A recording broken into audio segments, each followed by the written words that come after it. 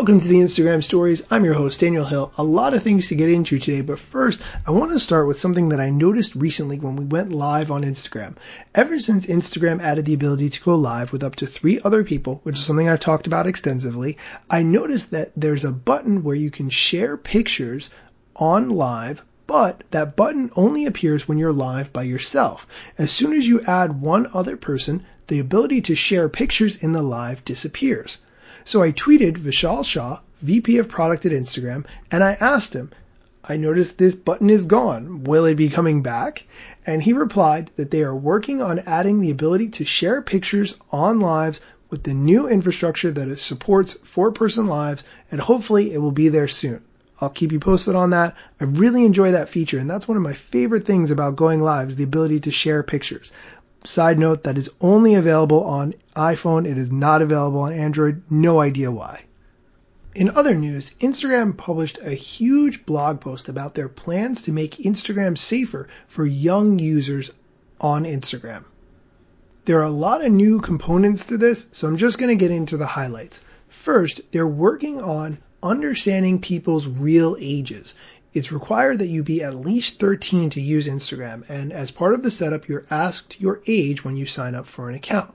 However, some people do not always give an honest answer about their date of birth, so Instagram is developing new artificial intelligence and machine learning technology to help keep teens safer and apply age-appropriate features, like some of the ones that I'm going to get into. First, and this is, I think, a great use case, restricting direct messages between teens and adults they don't follow. So to protect teens from unwanted contact from adults, they're introducing a feature that prevents adults from sending messages to people under 18 who do not follow them. For example, when an adult tries to message a teen who does not follow them, they receive a notification that DMing them is not an option. However, in order to do this, it requires that their work to predict people's ages using machine learning be implemented. And it's also combined with the age that people give when they first sign up. As they move forward to end-to-end encryption on messaging, they're planning on investing in features that protect privacy and keep people safe without looking directly at the content inside those direct messages. The next part of this implementation is about prompting teens to be more cautious about interactions in direct messages. Safety notices will appear to notify young people when an adult who has been exhibiting potentially suspicious behavior is interacting with them in direct messages.